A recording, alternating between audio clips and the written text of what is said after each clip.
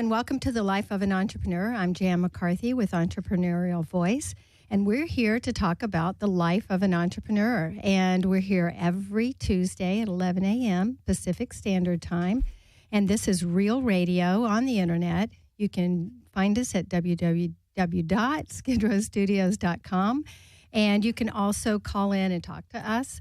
Our guest today is Nora, and she is from Jacket Society. And the number you can call to chat with us a little bit or ask questions is 1-800-893-9562. And we are going to be talking about entrepreneurship and with Nora specifically to find out her journey and what she's been doing and how she got started. And she's going to share some advice and also tips and just exactly how she got started. So welcome, Nora. I'm so excited to have you here. Thank you so much. I'm so excited to be here for my first ever radio interview. And you're going to do splendidly. I'm absolutely certain. So we met recently, and I love your jacket. So you are a designer, and you have a line of jackets, and the name of your company is Jacket Society. That's correct. So tell us a little bit about you and how you got started with all of this. Okay. Well, I'm a fashion designer by profession. I went to school years ago to Otis and graduated, and I worked for many companies. I've always had a passion for jackets. Even when I worked for other companies, like putting a collection together always kind of started with jackets for me. I mean, personally, I love jackets. I think they just kind of bring your whole outfit together. And also when I design, I always kind of start with that and then put other things around it. So I always wanted to do a jacket line. About 5 or 6 years ago, I had an opportunity to do a line with another partner of mine, and I wanted to do a jacket line. But they kind of talked me out of it, saying that it's not going to be enough to sell just jackets, that you really should do a collection. So I kind of gave in and I did a whole collection thing. And even though it was a very, very good learning experience, because I basically did everything from beginning to end, it was overwhelming. It was too much to do. And I kind of later on regretted that I didn't just stick to jackets. So this last year, it hasn't even been a year, when I had an opportunity to start something again, I thought of, you know what, I'm going to go back to my original concept of just doing a jacket line. I just don't see anything out there like this. Like, especially in LA, there's a lot of T-shirt lines, a lot of jean lines, which are all beautiful and they're really nice. But really, nobody does item jackets. And I think that women really could use a really good item jacket line to wear, actually, with jeans or with the T-shirts or dress it up and wear to work. The thing about jackets is that it's so versatile that you could wear it so many different ways and at so many different ages and just style it differently. So I think it's a really good concept. So I'm just really believe in it, and it's brand new, so it's the beginning of it, but I really believe in the concept. Well, you brought up several points, and one is that you wish that you had listened to your intuition. Mm-hmm. And so often, as an entrepreneur, as anybody really, and just in life in general, mm-hmm. we need to trust that a little bit more. Absolutely. And then the second thing is you talked about how you're so passionate about this, mm-hmm. and that's really what drives you to become more successful, is to having that passion and having that why of what you want to do and being focused on that and continuing forward with it. Right. So going back to like when you were small, did you always know? Of course, every little girl probably loves fashion, I'm assuming, or at least a large majority. Did you always think this is what I want to be when I grow up? It kind of ran in my family in the sense that my older sister, I was born in Iran, but I'm Armenian, and she used to have a couture house type of thing in Iran where they would actually make couture dresses for a lot of clients, high-end clients. So I kind of grew up around that, and I saw she's a lot older than me, so I would go to her, place and see how they would sew and design stuff, and I always loved that.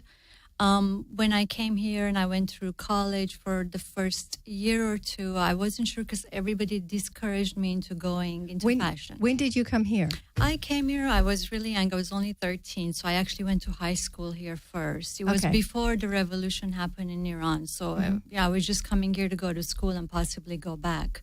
But my family ended up moving here because they're Armenian, they're Christian. So when the revolution happened, they didn't want to stay in Iran anymore. So I ended up staying here and going to college, to high school and then college. And I really wanted to go into fashion, but I wasn't sure because everybody discouraged me, told me there's not enough jobs in design and those kind of art, and go to computer, and so I did a year or two. I kind of took computer classes, did all this other stuff. And then I kind of started, like seeing that I don't like that. I don't like working in an office or going to an office. I was working part-time as well.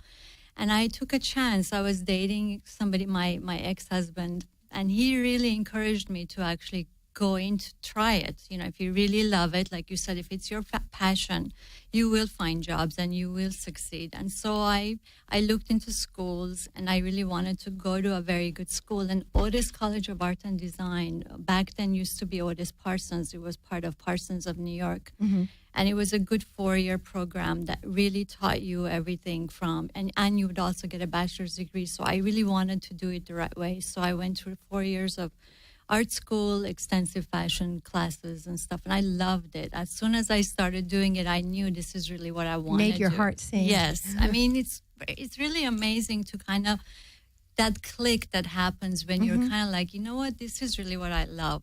Just looking at fabrics, buttons, fitting stuff, draping stuff. You kind of look at it and you're like, I really get this. I think this is what I'm meant to do. So the college experience was great. It was a lot of hard work, but I really loved it. I was so happy that I went into it. And I was able to find a job right out of school. So it was never like, there weren't any jobs. And it was difficult because I worked throughout the first 10 years. I didn't have any problems getting jobs and working. So I think I made the right decision, but it took a little while. And you're absolutely right. You have to kind of stick to your passion and belief and kind of really want to take that chance. Well, there'll always be a lot of naysayers, and it's hard not to give in to that. Whenever you have people that you love or people that you care about coming at you saying, no, this isn't going to work. You're not going to be able to find a job, this, that, and the other. Exactly. A lot of times their comments are kind of based on fear. Right. Not because they don't think you're capable, but, it's based on fear. And it's hard not to give in to that and say, well, gosh, maybe they know more than I do. Who am I to think that this could work? Exactly. But yet it's been working for years, for not just for you, but right now, but it works, and it really boils down to having that determination and that perseverance and that passion and not giving up and recognizing that it's going to be tough. It's going to be hard. Maybe I won't find a job. Maybe this thing that I tried didn't work. Maybe this type of jacket doesn't work, but this type of jacket will work. Exactly. So just being able to continue with all of that. Yes, absolutely. Now, do you think that there's certain skills that you have that has enabled you to succeed where that is...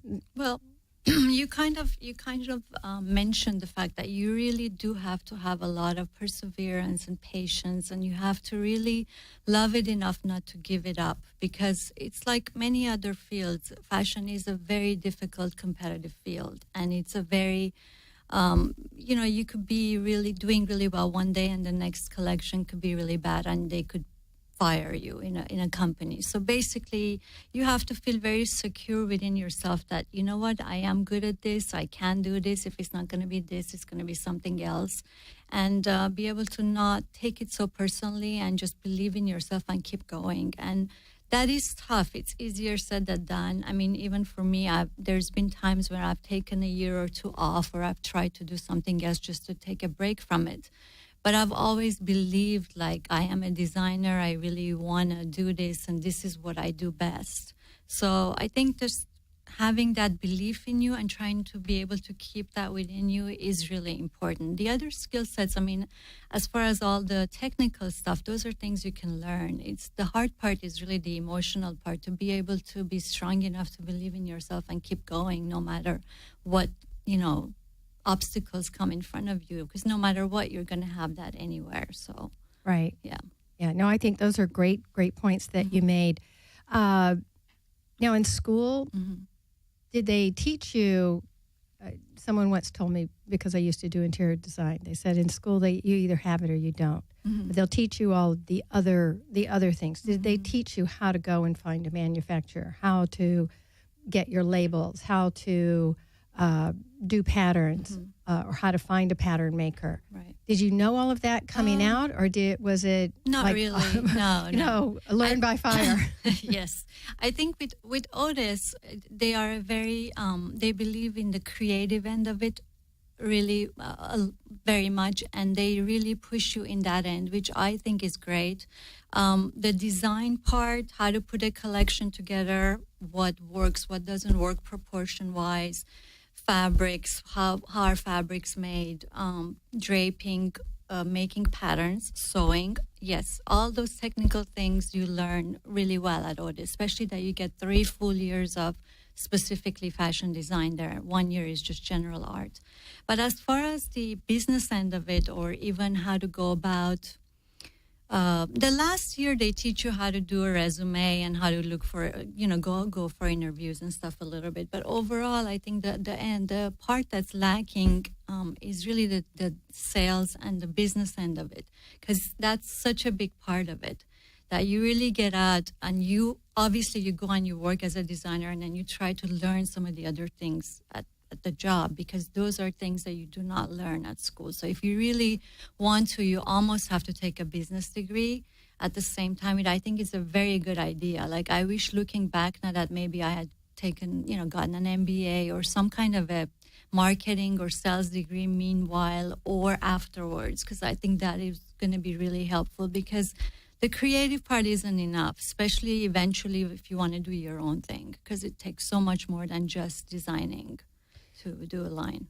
And I think just as a disclaimer, we're not promoting Otis or any school in particular, but they're all really great schools, and there are a lot of them out there. But it's good knowing going in, if you think that you will come out and just automatically know how to be a designer, that's not always the case. And so being aware is really good information for anyone who may be thinking of any profession, really, or any kind of business that they're looking at starting.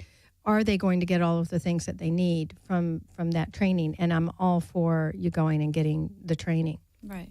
And I love that they also really help to foster that creativity within you, and help to encourage people to, the students, to explore and find out what they're capable of. Right. And also, they are business skills of learning. I mean, especially in a creative endeavor, you have to be able to color outside the lines. You have to be able to think outside the box. Right. And as an entrepreneur, those are things that are very beneficial very for you. Absolutely. So those are great things to experiment with in a school situation, and recognize that you can be far more successful when you are able to create something that's unique and really that speaks to who you are, is very authentic. And your jackets, what I love about your jackets, not only are they absolutely beautiful, and thank you, and you're welcome to show them, because I think they're so exquisite. So if you want to get up, it's okay. You can get up, and we're not set like we can't move. Okay. But hold it in front of the screen for just a second, so people can. Is that good? Can see it, yeah. Yeah, I mean, this is, for example, it's basically just a blazer, a 3/4 sleeve blazer, but the fabric itself is it's a brocade, and it's an Italian fabric. The fabric is kind of what makes it. Yeah. So one of the things that is great about that is that we see, you can hang it back up if you want to. We can see that it's very authentically you.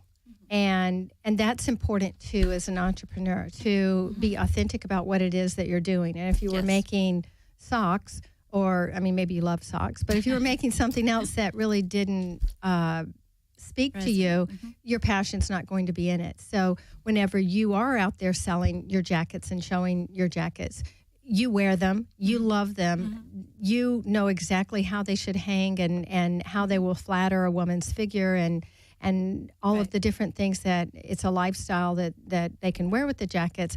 And that's what's really important about whatever business it is that you're doing. Absolutely. So I love that we have that, and that we're able to speak to that particular part of entrepreneurship that is so important. Yeah. Because people really want to know the story. Yes.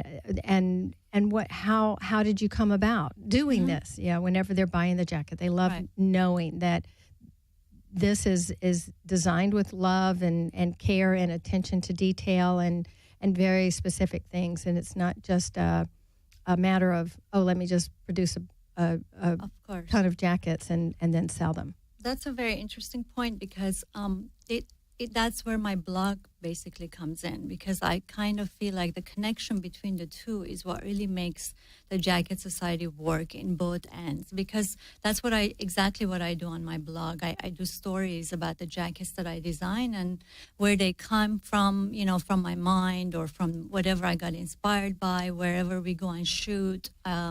And I also show how to wear it, and I explain how you can wear it, with what kind of stuff you can wear it. And so really the whole thing kind of started from a blog story about jackets, and then I thought, really right after, I thought, oh, you know what, why don't I also do some jackets that are specifically my own designs, and I can promote that and sell that and talk about them. But I talk about jackets in general. If you go to my blog, you'll see that I do cover other jackets from other designers too. So that's kind of how it started, because I was so passionate about this one particular thing, and I thought it makes it easier if you do have a point of view about something specific and you can talk about it. It makes it so much easier. Even if I do other things, I still come back and, kind of tie them together. So the blog story basically that's what it does. And it just talks about the whole concept. That's fantastic, because a lot of people wonder, well, how do I get started? And regardless of whether you're a clothing company or whether you're something else,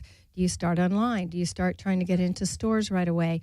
What is the best way to start? And so I love that you basically just started from this desire to share your passion for jackets with a blog. Yes. You built up relationships with your following, and now you're moving forward, and then you started designing your own line. And it also helped you to, I would assume, kind of get a feel for what your ideal customers, because the ones who are following your blog are obviously your ideal customers, and get an idea for what they're looking for in a jacket as well. Yes, which is what I always ask, and I get comments, like whatever story we put up, we always say, please, and I would love to get more comments. Every week I wish people would say more, and you ask them for comments of what they think, if they like it, if they don't like it, and so that helps a lot, because really the direct consumer feedback is so important for a line that you're doing. So, and when you're selling directly to a consumer, you could really get that through a blogs that you're doing, or because other ways it's not very easy. It's kind of distant. But if you're doing it online and you're doing it on a blog story, you could connect with your consumer directly very easily, and that is really satisfying, because you hear all kinds of stuff. Or if you're doing shows, it's the same thing. You hear the negative and you hear the positive, but sometimes it's good to hear that, because it helps you go forward and do things differently or change, or or at least you're doing the right thing if they're responding to you. Right. Right. Yeah, good. And it's business, not personal. Yes, exactly. And the ultimate bottom line is that you want to be able to sell your jackets and have the people who wear them love them in every capacity. Yeah. So that's great. So, there's you obviously knew from the training that you've had in the past, like who do I go to get this made, and how do I get my labels done, and all of that. What made you decide, because right now you sell your jackets via online, correct? Yes. And you sell them at various shows that you've done. And of course, you've just been in business for a year. Less than a year even. Okay. Yeah. So was it specific that was the way you wanted to start out? Do you have intentions to kind of stay that way, or are you looking to get into a store? What are your thoughts there, and how did you come up with that philosophy and that strategy? That's a good question. Because I've done this before, and when I did my first collection, I did it the conventional way, which is you put a collection together or your line together, and then you go out and you find sales reps in LA and New York ideally to begin with. And these sales reps, they go and show your line and get you orders. And once you have those orders, you have about 3 months to produce them. Then you go into production. And so that is really, saying it very quickly, is the way most companies do a product line. And I did it that way, and it was fine. But I kind of wanted to do it a little bit different this time, or at least try a different concept this time, because I felt like I wanted a little bit more control in the sales end of it, and the interaction between the consumer and myself. And also that I think there's a big void out there for this shows or opportunities where designers can sell directly to the consumer.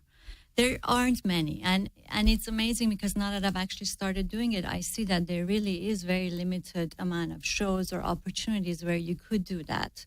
So, but I kind of was trying a different concept. So the main reason I didn't go the other way was completely intentional. I wanted to just sell it on my own website, and also try to do small shows, home shows, shows through my friends, because I'm cutting very small quantities of jackets. I'm trying to make them very unique, where I'm only cutting like 10, 15 pieces of each jacket, and it's for specific customers. And when they buy something, they feel like they're getting something unique. There's not that many made. You're not going to walk into a store and there's hundreds of them out there.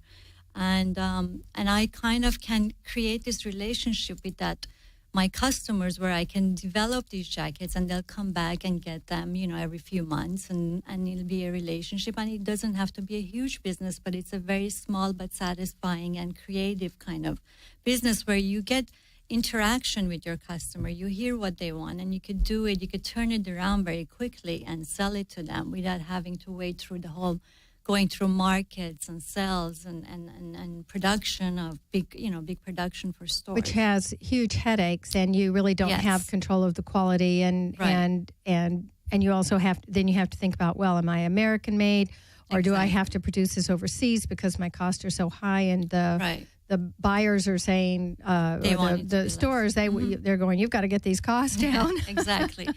Exactly. And made in America for me was very important. I wanted to do it small, but I wanted to do it here and make it here. I kind of feel like that was a big support for all the production companies here who have faced that in the last few years. But there are a lot of little shops still that make stuff, and they make it beautiful. They do a beautiful job. I mean, look at my jackets. They're all made in LA, and their quality is really good. It's just that exquisite. You're right. You do have to maybe pay a little bit more, but if you're selling it directly to the consumer, some of that markup is not there anymore, because again, you're not marking it up 3 times because you're going through a store. Right. So there is a upside to it for sure if you're selling it that way. Well, the thing is that these jackets would probably cost the same amount in Nordstrom or Barney's or well, probably even more if they were in Barney's.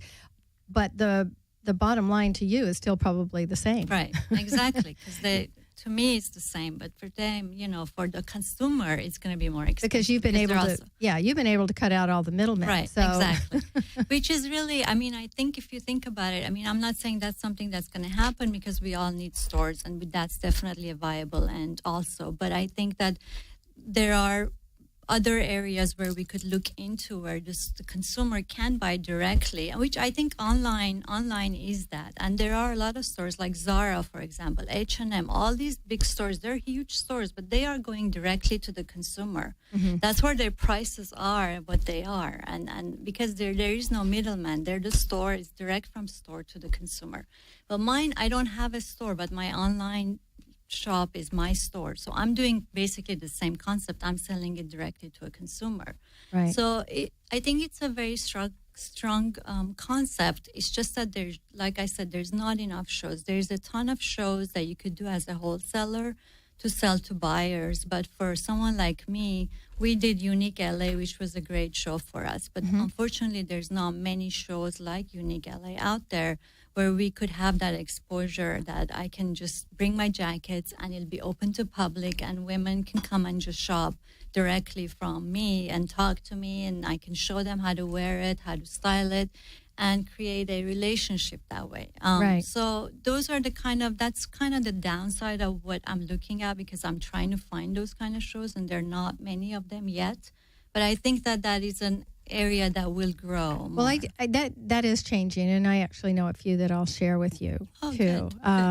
But there's also, I mean, that area is changing, and also one thing that, you know, having to be aware of what, I mean, first of all, you're thinking outside the box by doing what you're doing versus just going the typical way that most people would whenever they're trying to design their product. Right.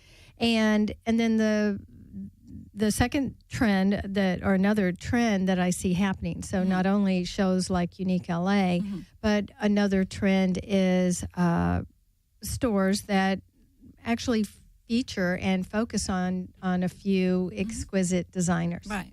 And so that's also something to look into, and just being able to keep up with your market, because again, I want to go back to the fact that a lot of times when people are thinking about becoming a designer, think, oh, well, these are the normal channels that I have to go through, and they're not really, here they are very creative, but they're not being creative in their marketing or being creative in their sales distribution. So these are really important points to take a look at, and not that either one is right or wrong. Right. It has to speak to you and be in alignment with what it is that you feel comfortable with, and also recognizing, you know, what works best for you. Absolutely, yes. So I think it's a really good points to make.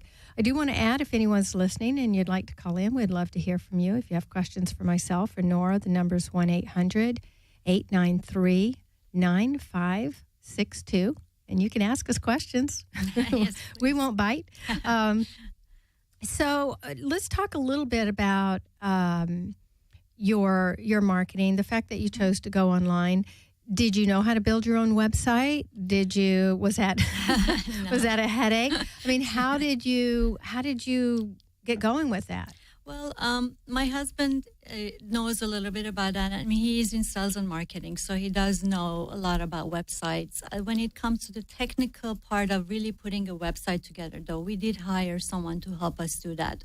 Even though there is a lot of, there are things that you can get, and it shows you how to do a website or how to create your own website. We kind of felt like, you know, it's a one-time deal. It is worth it to invest in that one time, having a website that's going to be easy to maneuver. I myself buy stuff online, and sometimes I like websites that are so easy that you could just click on what you want, and it's like self-explanatory, and you could just check out and pay, and it's done. And there are a lot of websites that don't work that well. So it was very important for us that basis was there and it was right. So I did have a company that helped to design the original setup of the website. But after that, basically everything that's put on from my blog to new product, everything now is done by my husband, basically, who helps me with all the sales and marketing end of the blog and jackets. So it was very important for you when you were building this website to have a website that then you could control. Yes. So that was something that you had to really take a look at. All right, so is this a website that's fine once it's done? It's done, and or is it something that I can still go back in and control from there? So those are important questions to ask when you're getting a website done. Exactly. And some people, whoever is designing your website, depends. Some of them may be hesitant in telling you everything because obviously they want your business and they want you to go back to them for everything that goes wrong. So the more you know, and I think because my husband knew a lot about that end of it, he kind of made it clear. And the person that was doing it for us was someone he knew, and he kind of made it clear to him that I really need to be able to go back and try to change things or maneuver. And so that was something that we discussed with him from the front, up front, and it was important for us to get that done, yes. But there are things even now that we are still reaching out to answer or get tweaked on. So I'm not saying everything is perfect constantly because you're still learning, but for the general part, I would say it was the original design, and then after that, we've been able to maneuver the rest of it ourselves. Fantastic. Yeah. So now, had you been familiar with writing a blog before you started your blog? No, absolutely not. And it was. I'm not a great writer, as you can see. I have an accent. I'm not. My English isn't perfect. So writing for me, it wasn't like it didn't come that easy. But I think the good thing about blogs But that is didn't stop you, and I No. love that. So done is better than perfect, right? Yes. And so, but I think it's with personal blogs, especially fashion blogs, because you're really writing about clothing and how to style and how to put things together. It really needs to be like you're talking to the person. So if it's just about having a conversation or talking about something, then it was very easy for me just to type that up, because it was like as I was writing it, and it still is I'm just saying it, or I'm talking to myself or to whoever it is, my client in front of me, kind of like what I'm doing with you. So it kind of came easily. In the beginning, it was kind of like, oh, what do I write? But as soon as I would start talking about the jacket or what to wear with it, or, it would just kind of easily come, and I would just type it up. You found your voice. Yes. So it's not, it's written in like a very simple language of how I would just discuss it with any customer or client. So no, it wasn't easy, and I wasn't sure if I was going to have enough to write. But now that I've actually done it for a while, I kind of find it really interesting and actually really satisfying, because I kind of like writing about it. It also, It's kind of like a diary. Yeah, yeah, it is. So I actually really like it. And it allows others a peek inside your kind of closet. Yes, exactly, definitely. So you got your blog started, and that was really the basis of kind of launching your company. And you got your shopping cart and all of those, and that's part of the web designer.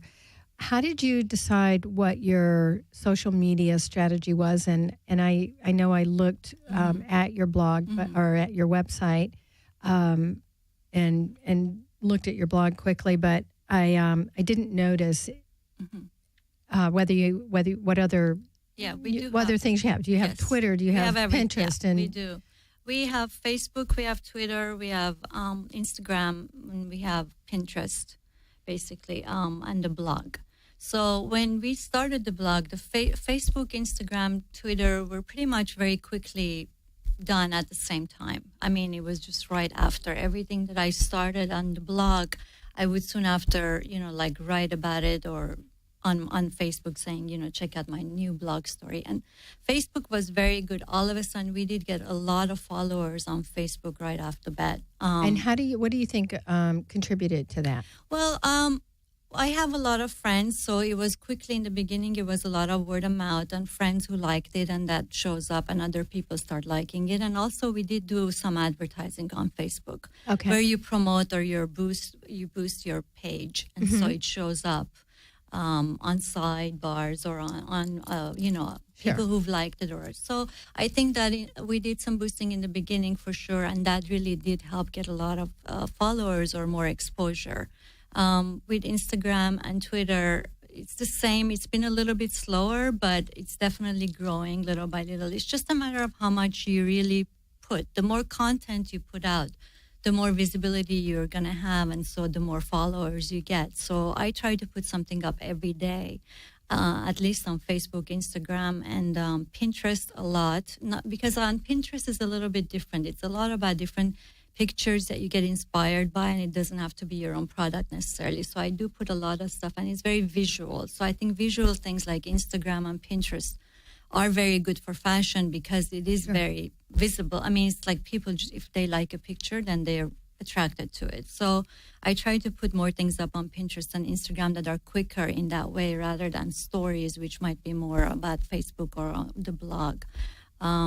So I think the social media thing's been great. That's another thing that now is so important for people who are thinking of having a new business or a small business to promote. I mean, 5-6 years ago, again, when I did my other collection, there was nothing like this. I didn't have any of this. This is basically like, to some level, free publicity that you get, that you control, which is really the good part too, because you basically control what you put out there and how much you want to put out there. You want to put 10 pictures on Instagram a day, you can. You want to do one, you can. So you have really good control over it, and you could do as much as you want. You could tweet all the time, or you could tweet once a day.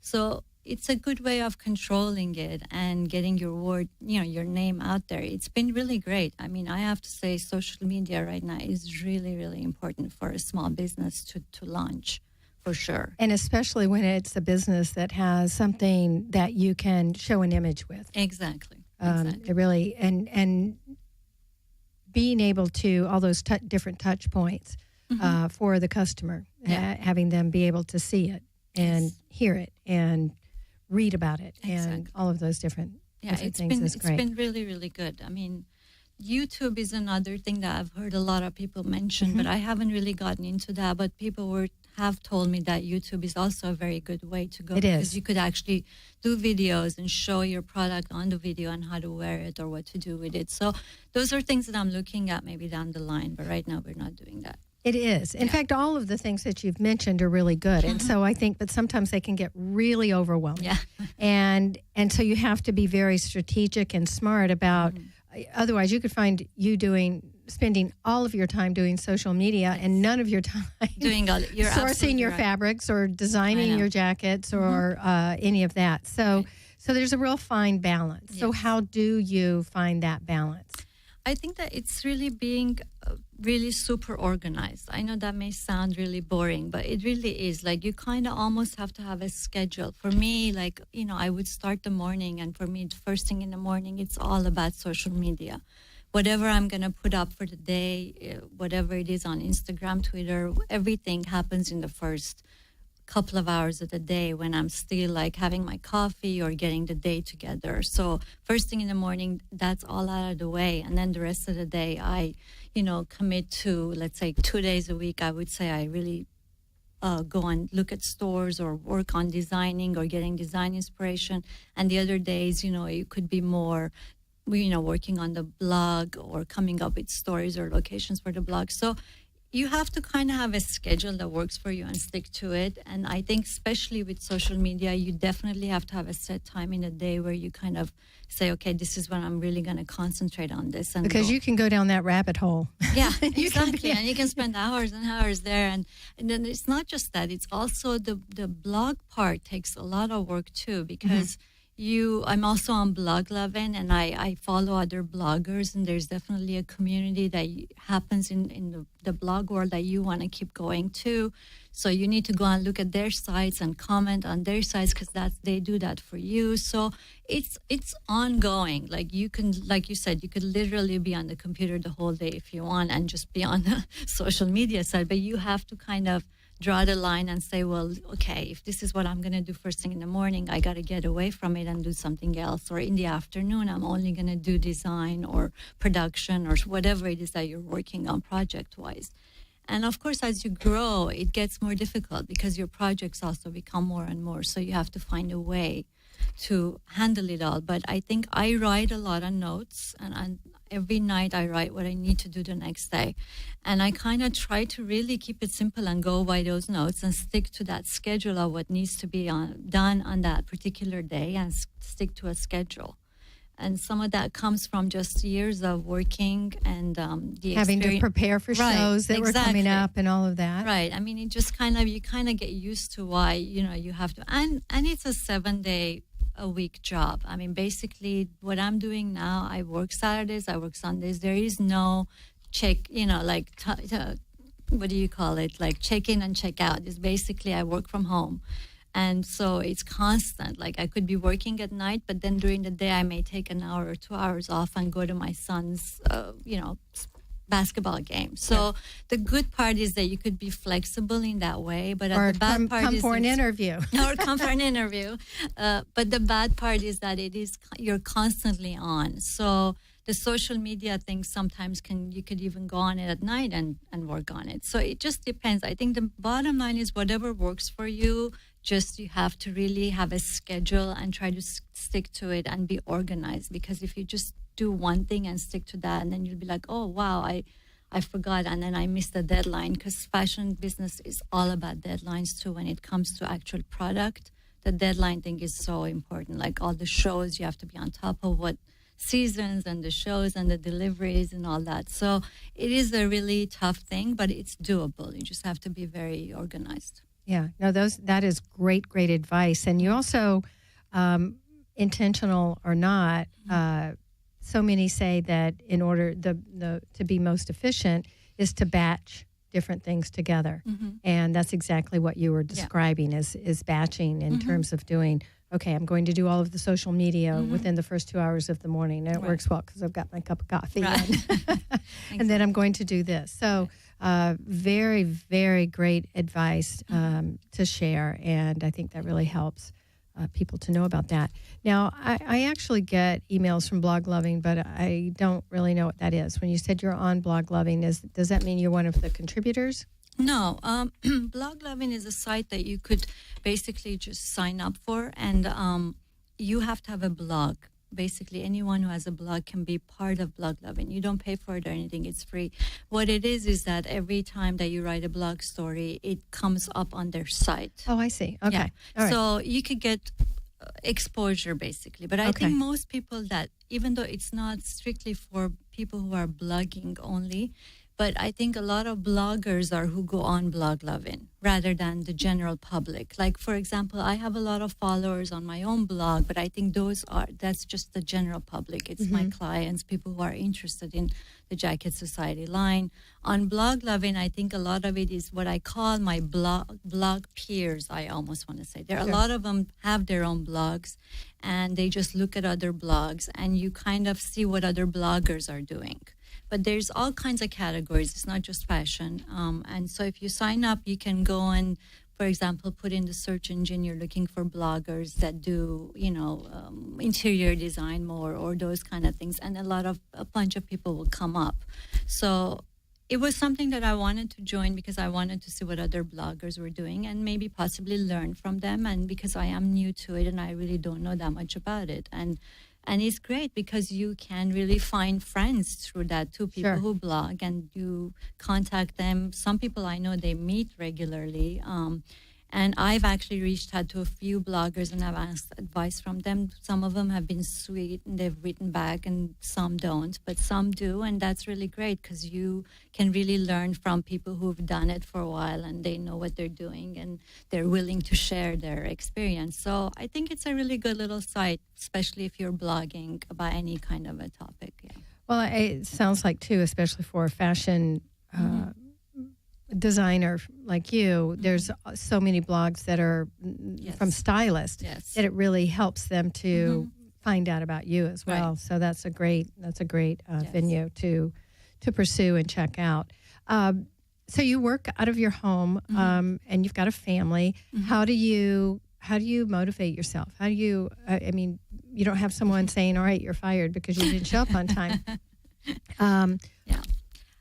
What motivates you? Well, I think that with what I'm doing right now, I love it. I think that's really the motivation, is because what this particular project that I'm doing right now, like, again, we're going back to what you're passionate about or what you've always wanted to do. I feel like it's my little baby. So I kind of, when I get up, the first thing, I do think about it. I do want to go and see, what emails I got, what people are writing on my site, what people are saying about my blog. So it's something that I look forward to. It's not even like work. You know what I mean? There's times and days when it is like you're going to your contractor and the jacket's sewn completely wrong, and it's kind of like, oh, you want to kill yourself. So there's days like that, of course. But in general, it's something that I really like to do and I enjoy. So that's kind of what motivates me to want to do more or to hang in there, because I know this is a really good concept and I really believe in it. And I think that if it's not today or tomorrow, it might be next year, but it will pick up and it will happen. And I know that it's a good product to back, and I really like it and have the passion for it. So it's worth my time. And so I kind of feel that way. So it motivates me to want to do, rather than, it's interesting because I had a job prior to this. I took a couple of years off and took a job in at one of my relatives' companies, who he does furniture design and actually beautiful stuff. And I was doing mostly like fabric sourcing for him, and it was still somewhat creative, but it really wasn't. And I did that for a few years, and it was a job. It paid really well, and it was good, but there was something missing, So when you say, like, I wasn't motivated to go to work there every day necessarily, but right now doing this, I'm really motivated. even though I may not make as much money right now because it's a brand new company, but I get up and I really want to do it because I have a love for it. I believe in it. And it's almost like your little baby. So the motivation comes, again, from the passion that I have for it. So you obviously want to grow, but what is success for you? So does it mean being in,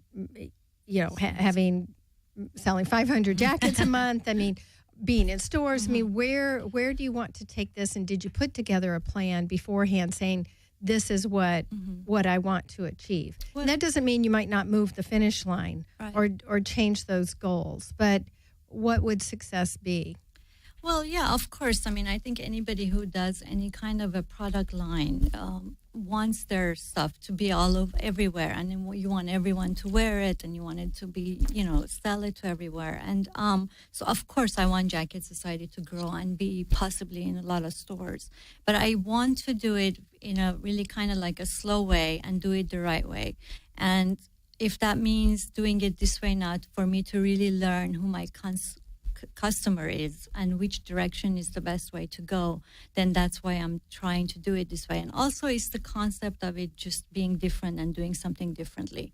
The bottom line is, yes, I mean, I wanted the jacket line to grow enough where, I could be in stores and I could sell to a lot of women, and I could expand it into other products. It could be tops, it could be bottoms. It doesn't have to be just jackets. And that's what I wanted to know. Yes, eventually, of course. I mean, if you have a successful brand and you do get a following, you need to grow. I mean, you do need to offer other products or do more and more in order to grow. But I think that needs to be a slow growth and very carefully thought out, and not just jump into doing, it's like next month I'm going to start doing some pants to go with the jackets. It's not how it's going to be. So as we're learning what is the best way for us to go, I will decide how much I want to add to it. But for now, I'm happy with just doing the jackets. I do feel like we need more exposure, obviously, because like I told you, just the online isn't enough, because we do need a little bit more. So I need to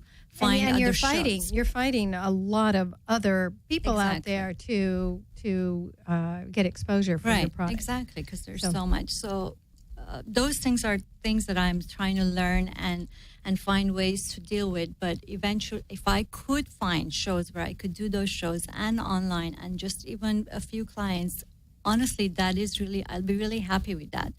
I am not looking for like a huge business. Even a small profitable business is good enough if I can do it and love it and not be overwhelmed by it where I'm not going to be able to do my job. Then that's a different situation. But for now, I think we do need still more exposure. So I'm still learning what would be the best route to take the business into next.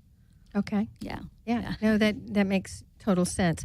Now, how about, I wanted to ask, so the fact that you do want to eventually design other products or even bring on other products. I know you have, I believe you have jewelry, because I love your jewelry. I already told you that. And yes. But I didn't see jewelry on your website yet. Yes. So is this jewelry that you plan to design yourself? No, or is it jewelry that you would be bringing from maybe someone else? Yes. If I was to design any other product, I don't think it'd necessarily be in the jewelry or accessory area, because I've never done that. I'd rather have someone's work that I really admire and show them on my website and sell them on my website rather than do something myself. Other clothing maybe, but not necessarily jewelry. So jewelry, I felt like I've always loved jewelry. I like big, bold jewelry, and I like small, delicate. All kinds, depends on your outfit. So it's just a matter of finding some unique stuff and something that would work along the line with my jacket line. So it would kind of parallel the line in the right way, and it would be me as well, because my jacket line is so much about myself and my sense of style because of the blog and everything, that the jewelry line almost has to be the same. And because it's not going to be my own design, it's got to be somebody that I really feel like everything they put out is going to be what I like. Or it doesn't even have to be one. It could be a few different designers. But I haven't really looked to find that. But eventually, that is something that I am looking to possibly add. And even like scarves or maybe other accessories that could be a good add-on to a jacket. Well, that's what I wanted to ask, actually, because the name of your company is Jacket Society. So if you start having, dresses and all of these other things, what you're saying is that it's like, well, does that still represent what her brand is? And branding's so important. So it sounds to me like everything you're talking about, either designing yourself or bringing on to add to your online store and on your website, it'll all go back to the jacket. Yes. It's all about the jacket and what goes with the jacket. Yes. Rather really than the other way around, just what can the jacket go with? No, it's everything needs to be attractive with the jacket. Yes, perfect. I mean, you said it perfectly. Because the name is Jacket Society, but what it really means is that everything for me starts with jackets. It doesn't mean that I don't buy pants, I don't buy dresses or tops, and I don't wear anything else with jackets. So obviously there's other things that I like and I wear and I buy that go with the jackets. But when I'm looking to put an outfit together, for example, it kind of starts with a jacket for me, and then I find other things around it, same with the jewelry. So exactly what you said. The name kind of represents that my passion is jackets. That's what I look for first. But then, there's other things that work around it. And so eventually, if we do other things, there'll be things that will be supplemental to the jackets that I'm doing, things that would work back to the jackets, from jewelry to, could be jeans, it could be all kinds of stuff. I don't know, because it's, there's a lot of different possibilities. But jewelry being one of the things I love, was something that I kind of might be one of the first things that we may start covering. Yeah, no, I think that sounds really, really great. I wanted to ask, what are some of the challenges that you face every day? Sales. I would say the biggest challenge for me, and this is not just this time, it was last time when I did my business as well. I think sales is a very big challenge for me.